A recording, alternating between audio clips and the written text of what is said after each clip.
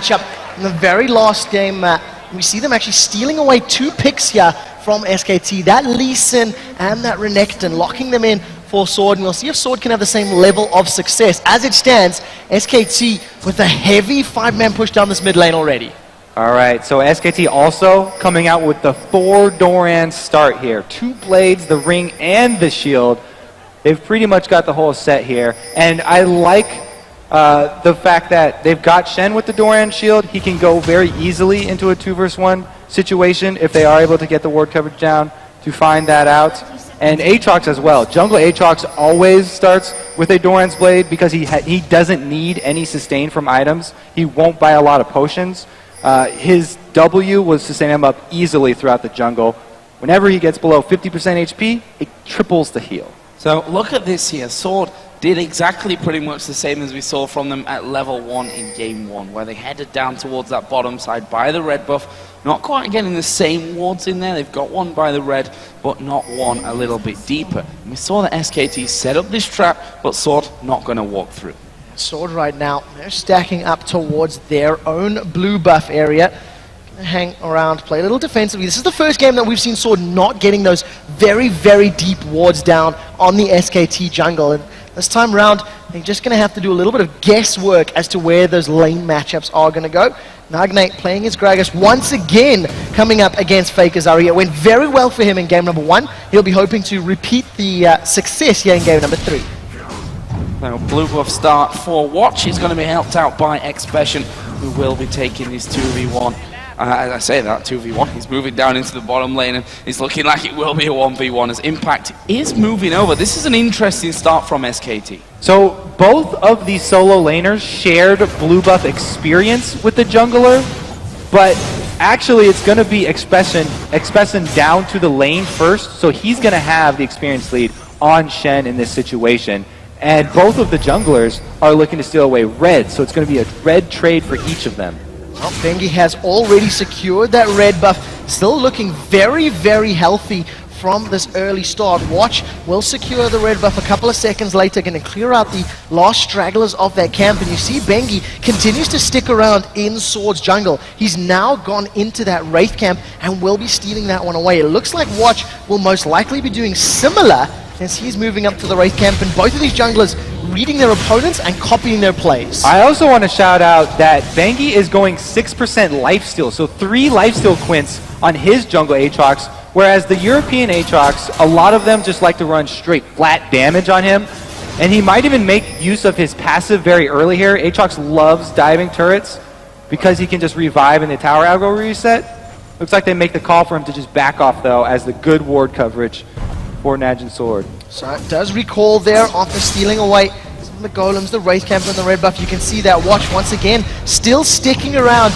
in the jungle here of SKT. Gonna pick himself up as double golems. Piglet and Pumandu have been pushing Prey and Kayn extensively in this top lane. Every time we flicked up, Piglet and Mandu have been against Sword's tower, but Prey is doing well to CS, just a couple behind, and he does have that full wave in front of him. Yeah, someone forgot to tell Watch that they've switched sides from this one around because he's taking everything on that bottom side of the jungle here. We just saw Bengi actually going over to the Wraith to see that there wasn't anything there. Of course, nothing on the red buff, and when he jumps over that side, he'll see that the big golem is gone as well. Bengi sulking a little bit as Watch has cleared out most of the large objectives. Watch going to return to his jungle, going to clear out that golem camp as well. Now he's going to go in to try and aid Prey and Kayn. If there's any sort of harass down, they could burst Piglet, but there's no CC.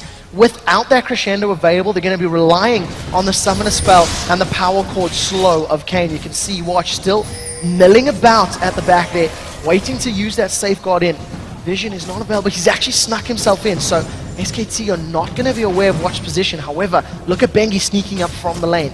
Aatrox is available to counter gank. Now in the early 3 vs 3 situation, if SKT don't have Pumandu being initiated on, then Aatrox will come out ahead because he's got his passive. Gonna dive in onto the side. It will be Watch that they focus on. He's actually knocked away there by Piglet, and Everyone losing a little bit of health. Prey down to half there. Watching a similar scenario, but no first blood here. And more flashes burned on the side of Sword though, so overall, SKT come out a little bit further ahead. We'll have to see how it affects them. Impact right now farming up under his tower. Expression going to be doing some lane cutting as it were, getting between both of those towers and just really holding on to the wave, knowing that junglers were top lane. Prey takes a massive condemn into the wall.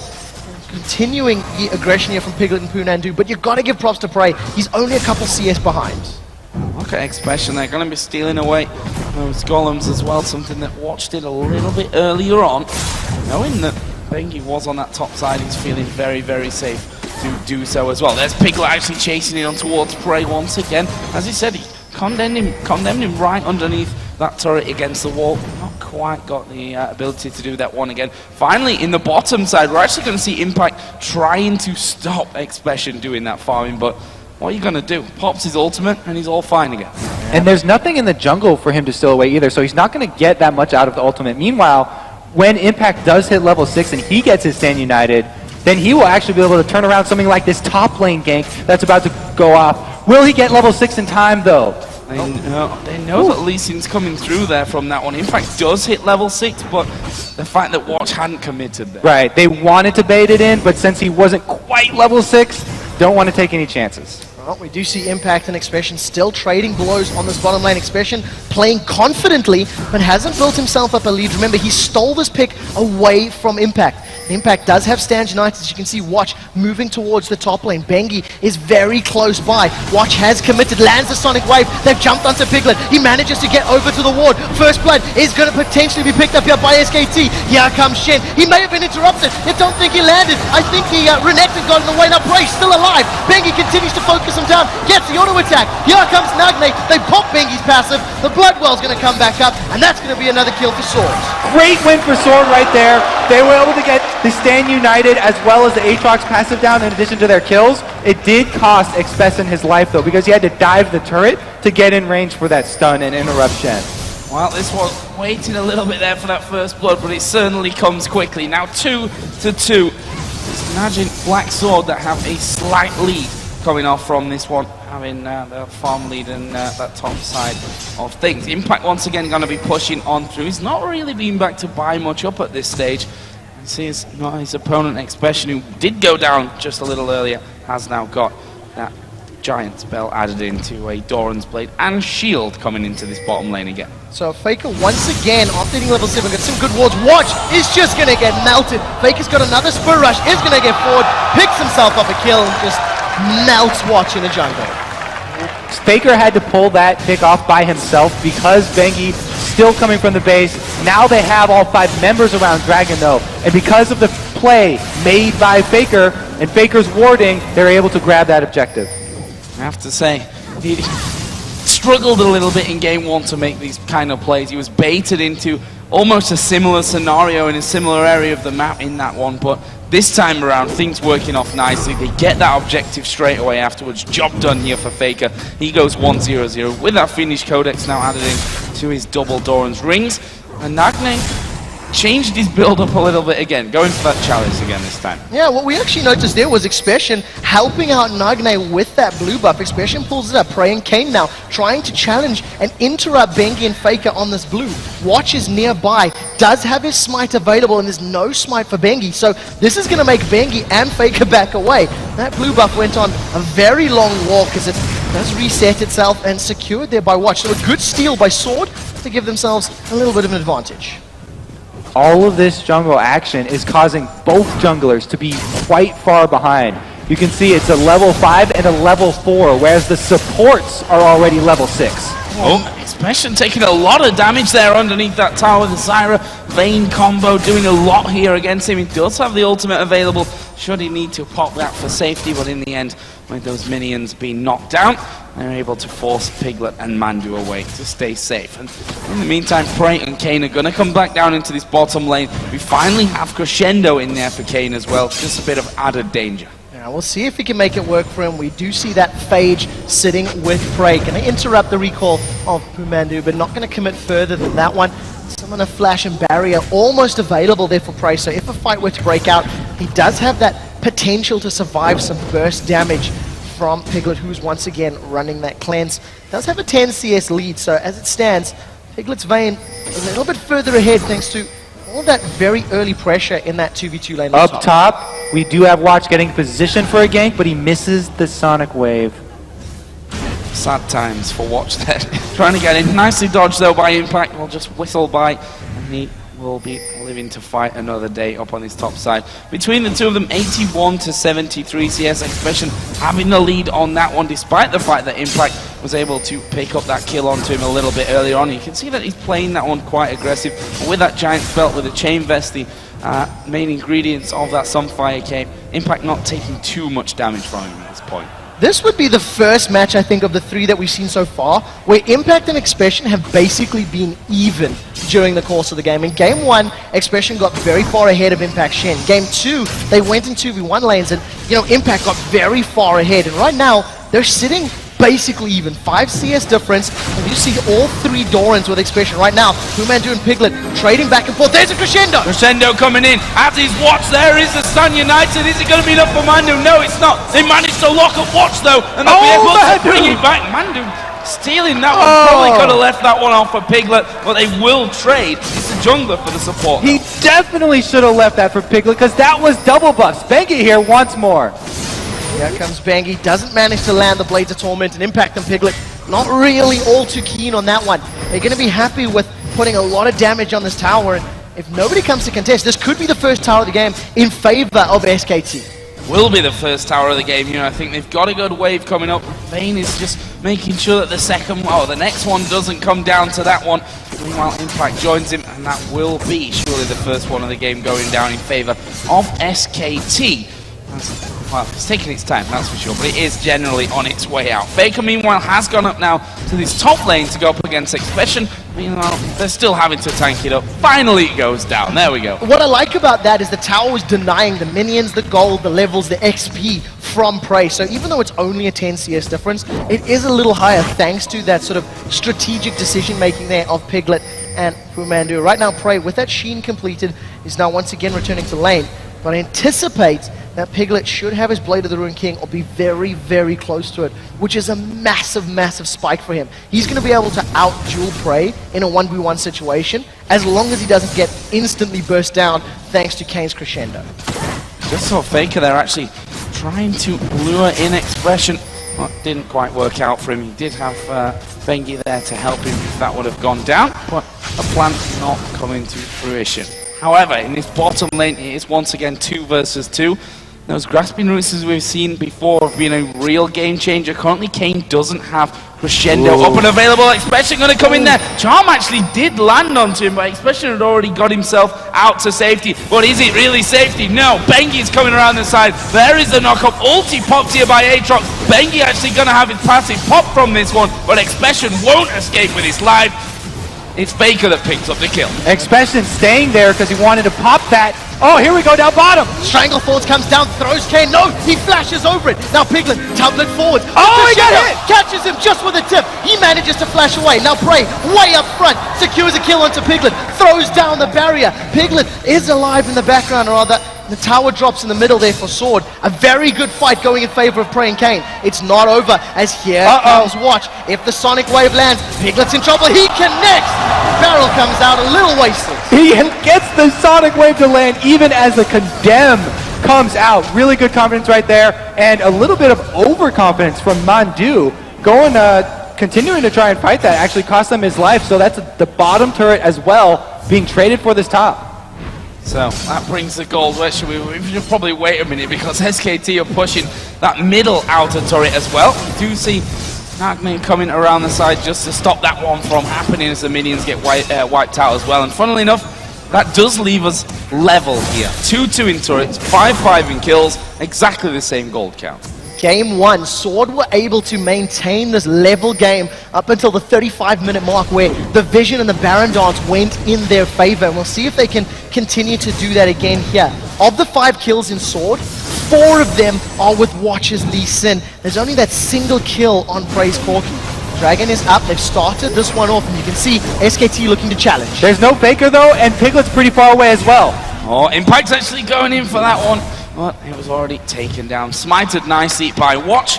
That will be a dragon going over towards Sword. Impact needs to be careful here. He stood on top of the ward. Sonic Wave landed on to be realized. Oh, my position has been spotted there, but no follow through. That will just be a nice little addition to Najin Sword's gold token. Piglet once again split pushing with his Vayne. There's no tower now to focus down in this bottom lane. He's been dead for a while.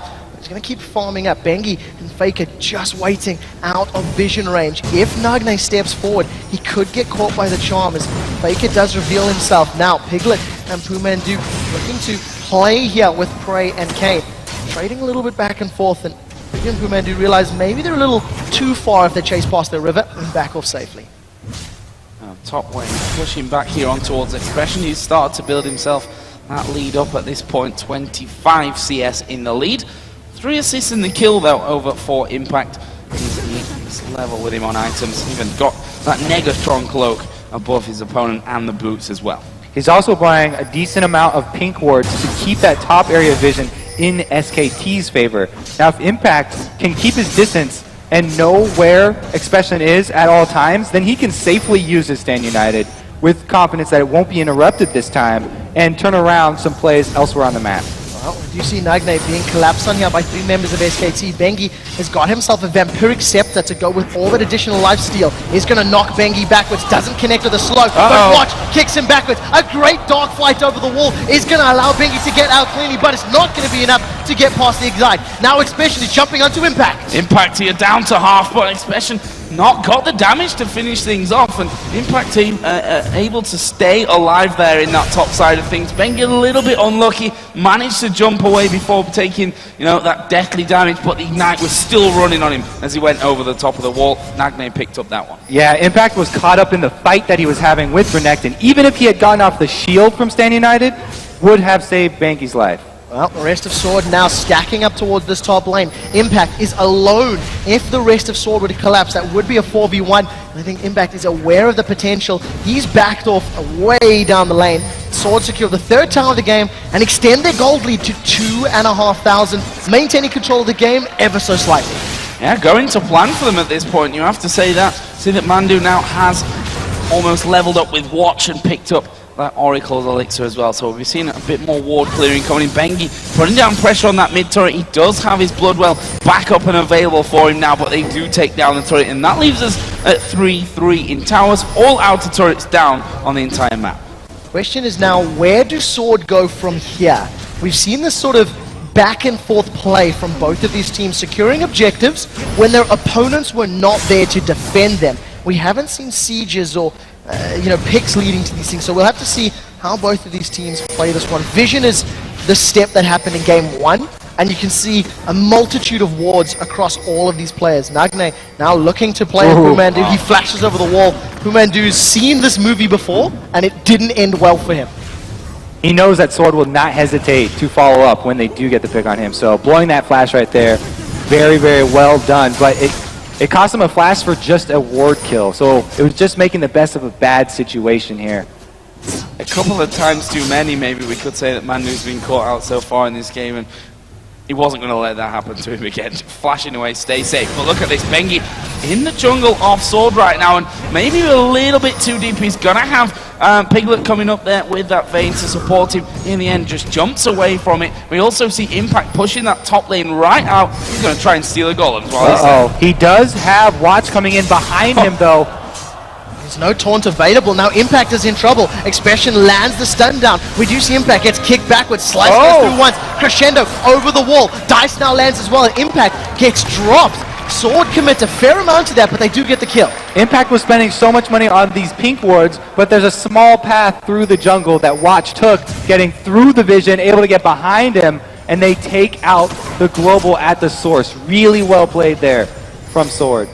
Piglet making sure that that bottom lane is not going to go too far and too dangerous on towards that inner turret on the bottom lane. So he's just down there picking himself up some much needed farm, keeping that tower safe at the same time. He's got that Blade of the Ruin King now finished in. If we look over the other side, Prey adding into that Trinity Force and Sorcery Shoes now with a pickaxe.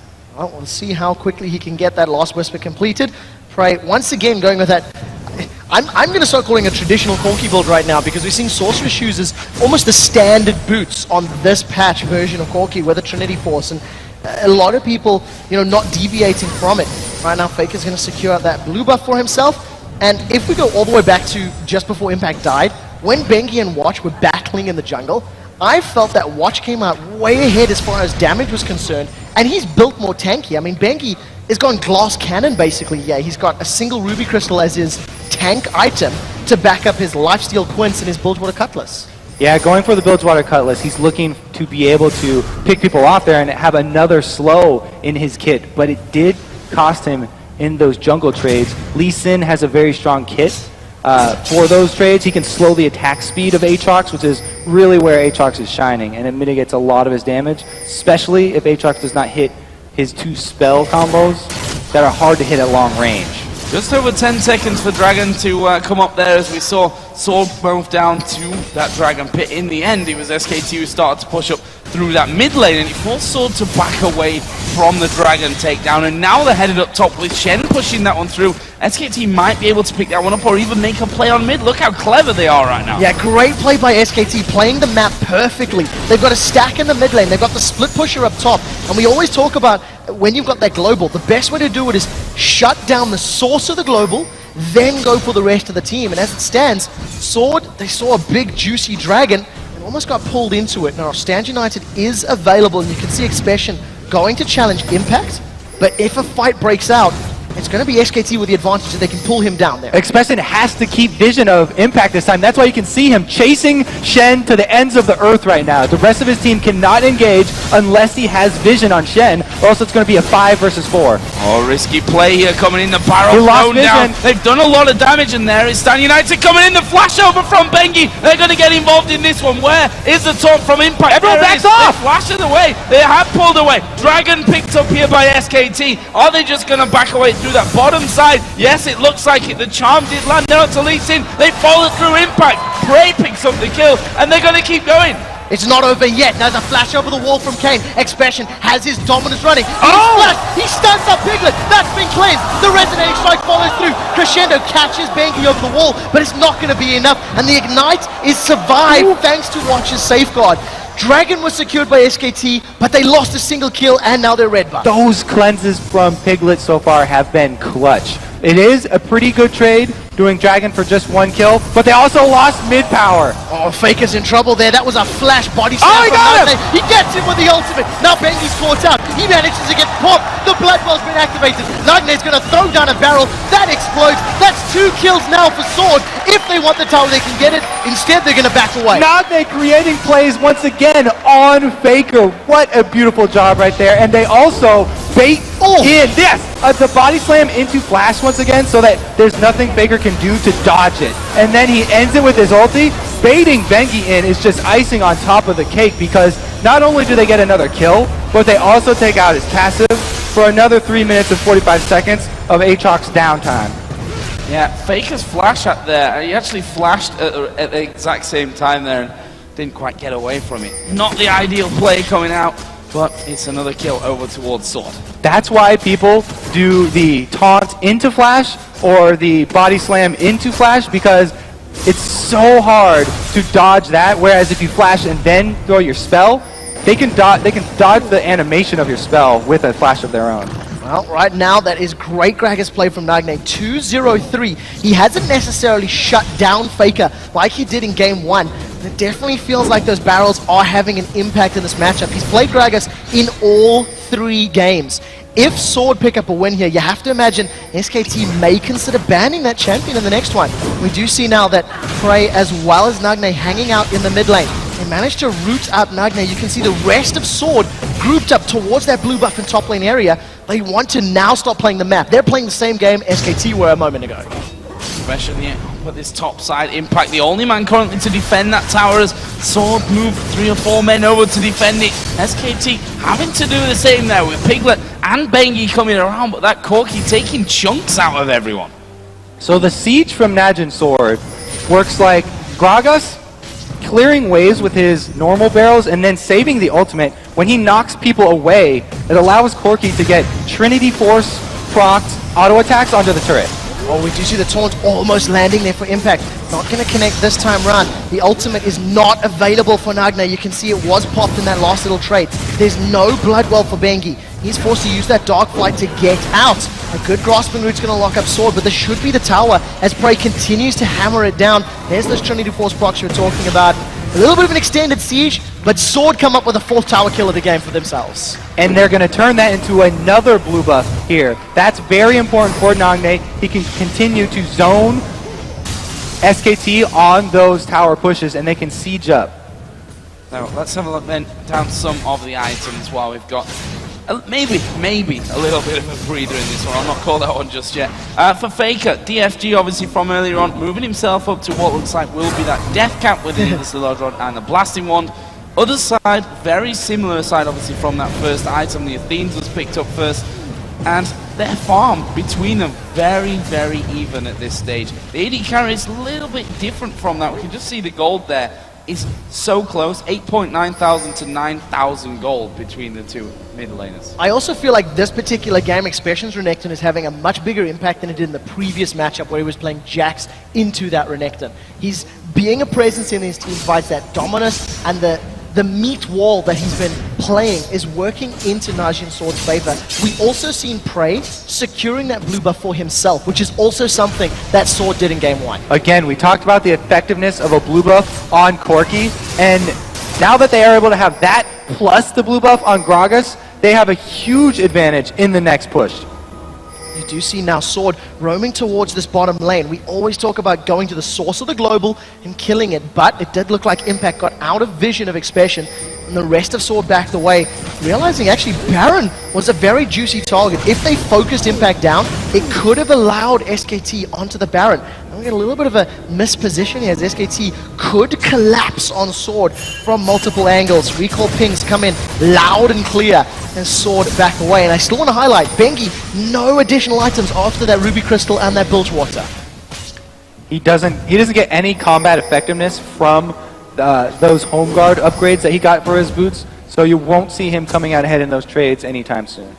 Oh, there's Expression just walking in towards Impact. He had that pink ward down in the bush, and he continues to push this bottom lane out there as Bengi going to be the focus for those Corki Rockets as well. Now Piglet, they're playing a bit of a dangerous game, just seeing how much they can test each other in that middle area. Gragas and Lee Sin both off to the side from it, but the Dragon coming up here in 20 seconds would be another welcome addition for Sword. But look at this, they're actually heading around towards that bottom side of the map. They're trying and close in on towards Impact. They knock him backwards with the barrel. Dominus is down from Expression. He's trying to get in range for that area of effect damage. Bengi comes down, but he misses his shot. Nagne pinned against the wall. Piglet is in a little bit of a dangerous position. They get stunned up by Expression. Is melted. A great kickback from Watch. Nobody gets caught up by the Strangleforce, and now you can see Prey and Kane rejoining the fight. The HP is with Najin's Sword as they get on the tower. That's the tankiness of Expression you were just talking about. He doesn't go down, and Impact, since he got caught out with the early 2 versus 1 there,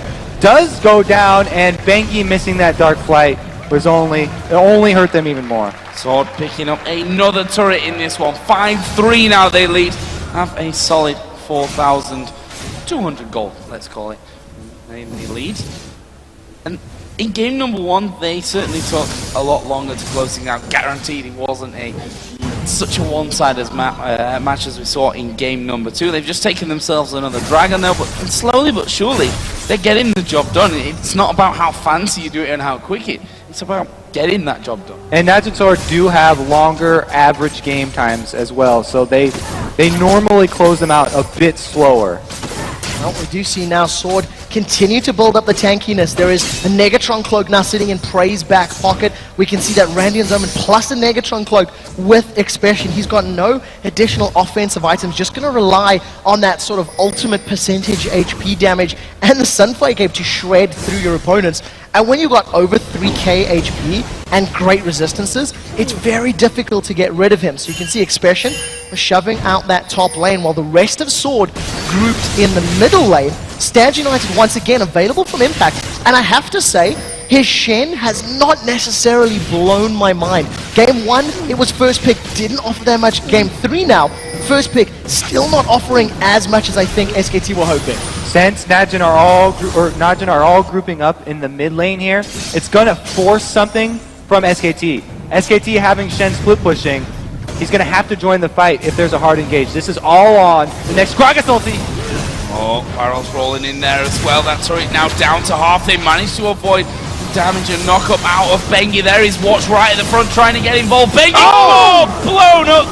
Well, his passive is there to save him. Will he be able to escape? There is Stan United coming in. Stranglethorn's going to knock Najin's sword into the air. Prey is going to fall here. Faker from the side. Crescendo comes around. SKT doing great in this one. Now Kane going to be the target. Exhaust goes down, but it won't make a difference. Especially he's going to try and chase down Faker here. But with Impact to get that taunt down, will he have the finisher? No. Faker is still alive. Charm's going to land on him. Is he going to be able to walk away? Faker is still running. Damaging him. There's another taunt. And Expression goes down. What just happened here? Faker magic again. Faker timed that re-engage just at the beginning of the fight. Let's look at this again. He times the re-engage perfectly with the Aatrox revive and then Shen shield on top of Aatrox. Faker went right through that fight all the way to the back and takes out Prey at the very beginning, taking so much damage away from Sword. And then he's able to land the combo onto Sona. Now right here, it's up to the very coordinated play. Impact with the taunts at the perfect times. Right after the stun goes down, he gets it onto Faker, and Faker heals up the minion. He sees that he has the passive up. He gets the full Orb of Deception, which does the most damage and will heal him for the most.